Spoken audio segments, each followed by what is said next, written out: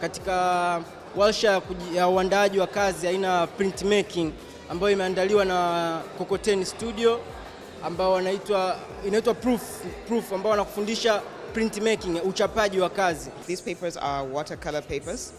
They're very thick, so they can absorb the ink pretty well. We use ink, kind of color, ink, and then we use these wood chipping tools, like they carve the wood.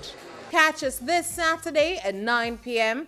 right here on Capital Television, your channel of choice. Watch Capital Television on Zook Decoder, channel number 067, Digitech Decoder, channel number 1103. Capital Television, your channel of choice.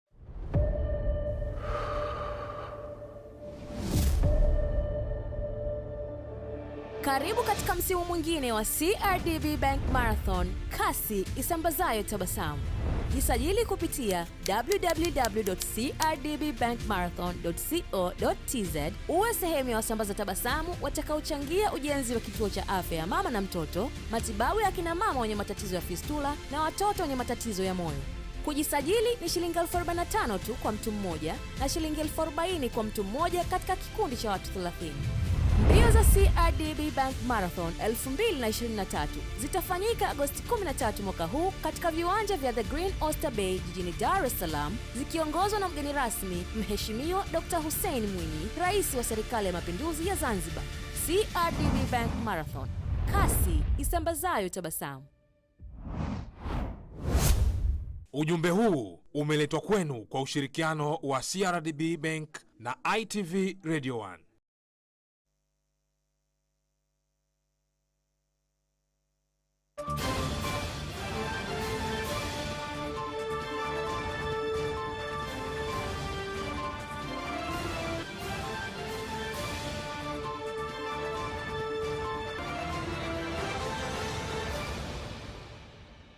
In Capital News tonight,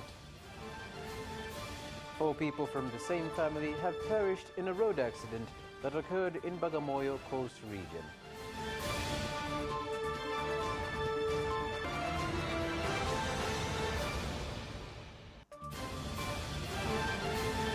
The government has launched the National Financial Inclusion Framework for 2023-2028.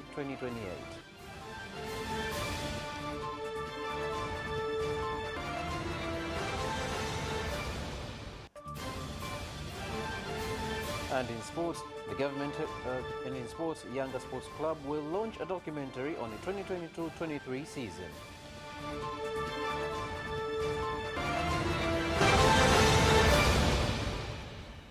Good evening, ladies and gentlemen. This is Capital News at 9:30. My name is Carlos Banda. First, the national news. 4 people from the same family were killed in a road accident that occurred at Mapatano village in Bagamoyo district, Coast region. After the vehicle, a Prado with registration number T104 CBU they were traveling in from Dar es Salaam to Same, Kilimanjaro region, collided with a Scania lorry with registration number T881DWU that was coming from Arusha.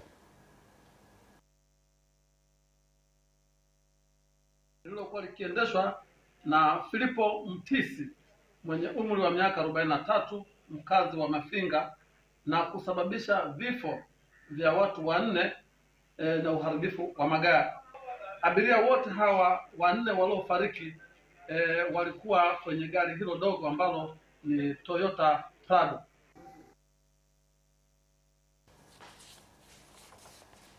And moving on, the Vice President of the United Republic of Tanzania, Dr. Philip Mpango, has said that achieving inclusive financial services are among the country's priorities and the National Development Vision of 2025.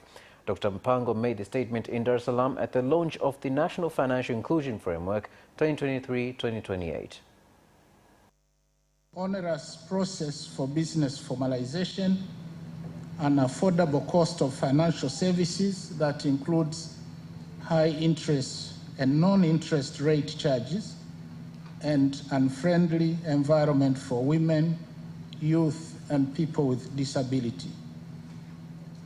It is for these reasons that today we are launching the 3rd National Financial Inclusion Framework for for the period 2023 to 2028 that will, I hope, create the impetus for addressing economic challenges facing our citizens. Mpango huu unalenga vijana ambao ni zaidi ya 51% ya kwenye nguvu kazi. Nalenga wanawake ambao ni zaidi ya 51%, nalenga upande wa vijana ambao ni zaidi ya 60% kwenye nguvu kazi yetu. Lakini pia unalenga sekta zile za uzalishaji ambazo zinaajiri vijana wengi, zinaajiri watu wengi wa nchi yetu. Tumejiwekea sasa lengo kwamba kuanzia sasa 2023 kwa kipindi cha miaka 5 mpaka mwaka 2028 tuwe tumewafikia wananchi katika zile huduma rasmi, tuongeze kiwango kutoka 76% ya sasa mpaka 85% ifikapo mwaka 2028. And she will keep on following this program and participating in it in the next 5 years. The embassy is supporting the FinTech Association, the newly established FinTech Association, and our Netherlands Development Bank, FMO, has signed a loan agreement of 200 million with NMB. So that is a loan administered by NMB for starters, especially women and youth. And the special thing with those small credits is that you do not need collateral to apply for it. Bajaji drivers in Arusha City today demonstrated outside the Land Transport Regulatory Authority LATRA office in protest against the prohibition of Bajajis in the city centre, as well as confiscation of Bajajis and fines of 20,000 shillings, claiming that the measures were undermining their efforts to fight against poverty.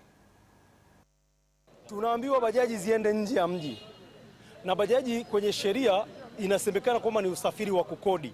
Leo unatuambia tuende Lengejave. Lengejave nani anakodisha bajaji? Wale walioko Lengejave na Mirongo wanachukua punda kubebea mkaa kuleta mjini. Yaani tuseme hivi, sehemu zote zile muhimu ambazo watu wanafuata huduma katika jiji la Arusha zimekusanywa sehemu hii moja. Sasa kama zimekusanywa sehemu moja, watu wote wanatoka nje kuja kuifuata huduma katikati ya mji. Hem, tuangalie huyo aliyotoa hiyo kauli ya kusema kwamba bajaji ziende nje ya mji. Anajua sisi ya bajaji nchi ni kiasi gani? Sisi 100 unaenda kupaki Mirongo uje mjini, hiyo nchi nitakaa miezi 5. Badala yule mwenye aisi mwenye sisi 1400 na kitu ndo aanze Mirongo kuja mjini. Kiachia zile bajaji bila masharti. Tumeelewana? Nimesitisha zoezi la ukaguzi. Tumeelewana? Na hapa wiki 2. Yale ambayo mtaona ofisi yangu inawaelekeza kila mmoja aje ofisini kwa kapasiti yake, yeye na bajaji yake. Yeye mwenyewe, kwa sababu leseni hatutoi kwa kikundi cha watu. Leseni tunatoa kwa mtu mmoja. Na kila mwenye bajaji ndani ya jiji hili, aidha ana leseni au hajawahi kukata leseni, aje ofisini individual yeye mwenyewe apewe maelekezo. The President of Zanzibar and Chairman of the Revolutionary Council, Dr. Hussein Ali Mwinyi, has said that both the mainland and Azores governments recognize the contribution of women engineers, and that is why they will be included in various investment projects being implemented in the country. Hakikisha na wajumuisha katika utekelezaji wa ile dhana ya local content hapa nchini. Aidha, mtahusishwa kikamilifu katika kutekeleza dhana ya ushirikishwaji wa wahandisi wa Kitanzania katika miradi ya kimkakati na uwekezaji nchini. Napenda mfahamu kuwa serikali inatambua mchango wa taaluma ya uhandisi na wahandisi wa fani mbalimbali katika ukuaji wa uchumi wa taifa kupitia ukuaji wa huduma mbalimbali zikiwemo za ujenzi wa viwanda, uboreshaji wa miundombinu ya aina mbalimbali, utumiaji mzuri wa rasilimali na malighafi, usafiri na mawasiliano. Pamoja na kuwa idadi ndogo ya wahandisi wanawake, bado uwakilishi wa wahandisi wanawake katika ngazi za juu ya uongozi kushiriki katika maamuzi ni mdogo sana. Hii inaonekana katika taasisi, mashirika ya umma na mamlaka mbalimbali za serikali, vyuo vikuu, makampuni, bodi mbalimbali za maamuzi na sehemu nyingine nyingi. Tunaomba serikali itazame hili kwa jicho la pili. The Permanent Secretary of the Ministry of Interior from Burundi during a tour at Nduta refugee camp in Kibondo district, Kigoma region, called on the United Nations High Commission for Refugees (UNHCR) to help sensitize the refugees to return to Burundi, but also continue providing humanitarian support throughout the repatriation process. Kuri bashike kugihe mu Burundi. Na tunaomba UNHCR ifanye nguvu sana kwa watu walishawawezesha ili waweze kurudi nyumbani. Na hiyo ni changamoto inayotusababisha kuhamasisha sana ili waweze kurejea nyumbani mapema. Na ndio maana tunaomba urejeaji wa haraka ili hizi tabia zisimame warudi nyumbani. Changamoto kubwa tulionayo ni rasilimali, kwa maana ya kwamba rasilimali fedha ambayo Umoja wa Mataifa kote tunapitia. Sasa kwetu sisi ombi letu kwa serikali ya Burundi ni kutengeneza kipande cha barabara katika wilaya ya Gisuru mkoani Ruigi ili tuweze kutuma wakimbizi wengi kwenda kituo cha Nyabitare. Kwa sababu upande wa serikali hata kama tunahitaji hawa wenzetu waondoke, serikali zote mbili, lakini pia hata kwa kuheshimu makubaliano ya vikao vya utatu, tungependa waondoke wakiwa na afya nzuri, kwa maana kwamba afya nzuri ni wazima, lakini pia hawajanyongea kwa sababu ya kukosa chakula. Hatutaki chakula kiwe sababu ya kuondoka kwao. The government has started construction of the bridge over the river that separates Kwasunga and Majengo villages in Korogo district, Tanga region, 10 years after the residents faced various challenges caused by the lack of a bridge. Daraja kuharibika, kwa kweli hali ilikuwa sio nzuri sana. Watu walikuwa kivushwa na ngalawa wakati maji yakiwa yamejaa. Wengine walikuwa kivuka hivi kwa miguu, lakini pia ilikuwa ni hatari. Lakini pia majanga yalikuwa ni mengi. Tukitaka kwenda mashambani, maji yakijaa hatuwezi kupita. Tunaacha kwenda shambani. Watu walikuwa wanavuka kwa ngalawa. Daraja lililokuwepo lilivunjika takriban miaka 10 iliyopita. Na muda wote huu halijawahi kujengwa daraja jingine. Wako watu wamechukuliwa na mamba hapa kwa sababu ya kuvuka kwenye daraja hili. Kile hatua tuliofikia sasa hivi ni karibu 85%. Tunafikia mwisho kwa daraja kuisha. Nafikiri kuelekea katika muda wa kitu kama mwezi mmoja tutakuwa tayari tumeshamaliza kila kitu. Prime Minister Kassim Majaliwa has said that the government has got an investor from Russia who uses modern technology that can prevent crops from spoiling and add value to them. Prime Minister Kassim Majaliwa made the statement at the ongoing farmers' fair known as Nane in Bear region.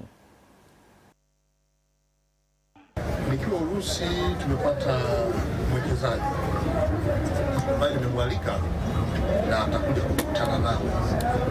Yeye ana mitambo ya kukausha hizi bidhaa mazao yetu ambayo huwa yanakwenda kuharibika kwa kuoza kama vile nyanya, zabibu, ndizi na mazao mbalimbali. Sisi tumeweka mkakati wa kuhakikisha kwamba tunatumia maeneo yetu ya pwani kufanya kazi vijana wetu na wakina mama, kwa sababu watu wengi wa kule pwani hiki ni kitu cha kawaida kabisa ambacho kipo katika miaka yote, lakini hivi sasa hivi biashara haijarasimishwa ipasavyo ya kaa na ya majengo bahari. Lakini kuhakikisha sasa wananchi ambao wameweka nguvu kubwa hasa kwenye zao hili la parachichi, nao wanakuwa fursa ya kupata hizo mbegu bora, lakini mkoa utakwenda kuhakikisha kwamba unasaidia kuhakikisha kwamba wale wazalishaji wa ile miche bora wanapata soko hasa kwa kupitia utaratibu huo.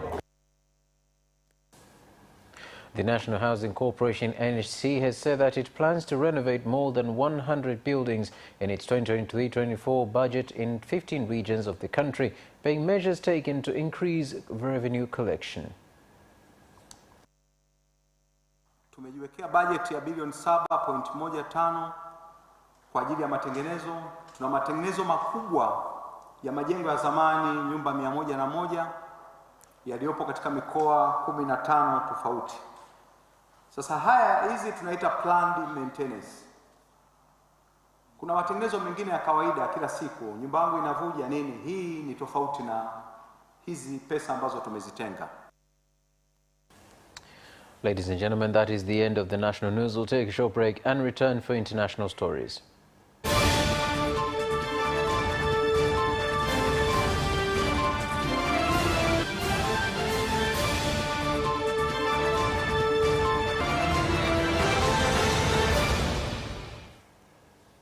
This is Capital News, and now international stories.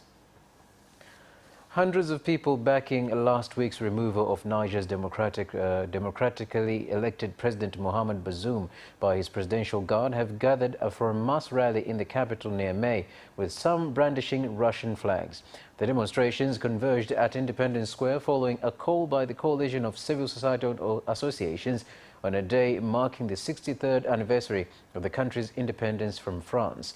France has some 1,500 troops in Niger fighting armed groups in the Sahel. And moving on, a day after the government appointed a 5-member delegation to participate in the political reconciliation talks with the opposition, President William Ruto of Kenya has admitted that the current political crisis can be resolved through consultative talks with the opposition. We will never compete in violence. Please, that one, I have said, it will never happen again in Kenya. Mambo ya vita na kupiganisha watu, hapana, haiwezi kuendelea tena kwa hii Kenya. Hiyo tu tukubaliane. And whatever it takes. Tumekubali. Raila akisema left ni left. Akisema right, na akisema tutazungumza, tumekubali tunatuzungumza. Tusikizane. India will participate in Ukraine's peace talks to be hosted by Saudi Arabia on August 5th and 6th.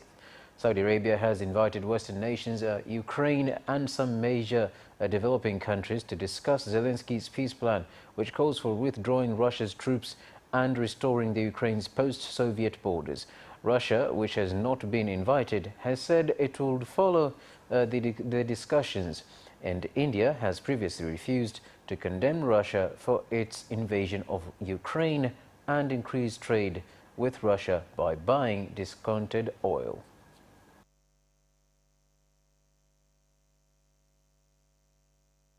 And return for business stories.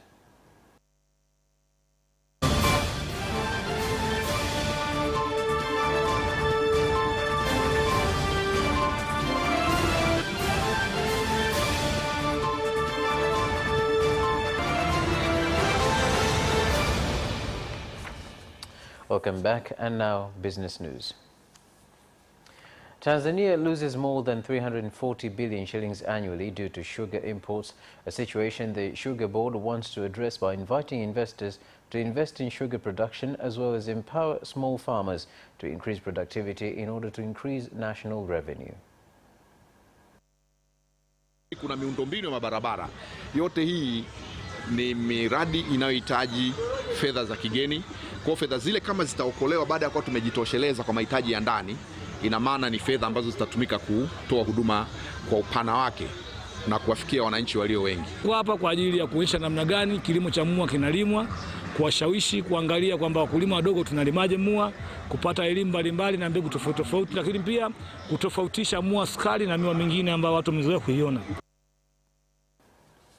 Traders transporting maize flour from Katavi to Democratic Republic of Congo have urged the government to speed up construction of cargo ships so as to facilitate transportation of cargo from Karema port to the DRC.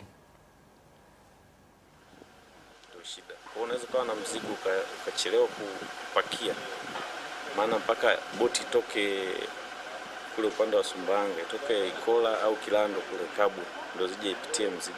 Kwa kupitia soko la Kongo, ni soko la kimkakati kwa Tanzania. Kwa moja ya watumiaji wazuri wa fursa ya soko hilo, tumeona tuje mkoa wa Katavi kupeana elimu ya namna ya kufanya biashara mipakani. Kwa hivyo sisi tulio Katavi, sisi tulio katika ukanda huu, tunayo nafasi nzuri zaidi ya kuhakikisha kwamba tuna biashara nzuri. Ruby miners from Elesingeta village in Mundarara ward in Longido district, Arusha region have commended the government for allocating mining areas to local miners so that they can benefit from mining opportunities as well as contribute to national development by paying taxes. Lakini sio hivyo tu. Rais wetu Mheshimiwa Samia, wale watu waadilifu ambao tumekuwa nao katika wakati wote wametokana na uteuzi wake. Kwa kutambua mimi kuwa kwamba ni shukurani kwa wakati wa uongozi wangu nilipokubali kupokea maombi yake kupitia kwenye mkutano mkuu na kufuata utaratibu ya Wizara ya Madini mpaka akapata eneo lile. Naombeni muende mkawe chachu ya kuchunga ardhi hii ya watu wa Longido kwa maslahi ya kizazi cha Longido. And that concludes the business news. We'll take a short break and return for sports.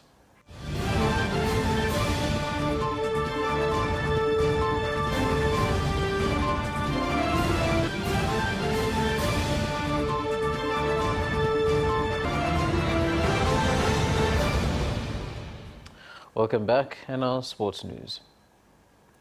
Young Africans Management has announced the launch of the 2022-23 season documentary that will take place on August 7th this year. Alafu mradi mkubwa wa kuja kuizindua historia ya klabu Young Africans upo jikoni, na inshallah panapojaliwa tutakuja kuuleta kwenu ili mashabiki wanachama Young Africans kokote pale wawe na nafasi ya kuijua klabu yao ilipotokea, yaliyopitia mpaka hapa ambako tumefikia. Simba Sports Club has sold out tickets for the entire Benjamin Mkapa Stadium to celebrate the climax of Simba Day on August 6th. Yanga nao wametumia wivu, nao wameka mechi Jumapili ili tupunguzie wapenzi. Lakini sababu sisi Simba tupo wengi, tujajaza uwanja. Siku hiyo mimi nitaenda uwanjani. Nikashuhudie kabisa. Na tiketi mtanunua sinaona nini bwana? Kama wana wivu fulani, wao hamjajaza uwanja sijui nini. Kinahusu kitu gani? Show yao bado, ngojeni show yenu muiangalie, na sio show yetu imeshapita, tumelizika, tuangalie ligi inavyokwenda. Hamad Furahisha and Kasim Hamad have participated in the weighing exercise today ahead of their fight tomorrow at Azura Beach in Dar es Salaam. Ambapo tutakuwa na mapambano, kutakuwa na buti 13 za boxing, lakini pia main card wetu watakuwa Hamad Furahisha na Kasim Hamad ambao wanaenda kugombania mkanda siku ya kesho. Hali ya usalama nadhani unaona ni nzuri, na hii ni sehemu ambayo inajiprotect, ina walinzi wengi, lakini pia usalama uko vizuri, walinzi wapo wa kutosha. Kuna jeshi la polisi. Unajua kumwambia mtu atoe pesa nyingi inakuwa ni gharama. Afya unajua ni hakuna mtaji mkubwa kwa afya kama afya kwa binadamu. Kwa hiyo saa hizi imekuwa sio ngumu kwa mapromota na mabondia kuwashawishi kwa kila hali, kwa sababu wanajua afya yao ndio kila kitu. Na ukikuta wameathirika ni ngumi, tunaweza kuwafungia kutokana na maathiri walizokuwa nazo. And that, ladies and gentlemen, concludes our news bulletin for tonight. Thank you so much for watching, and see you next time.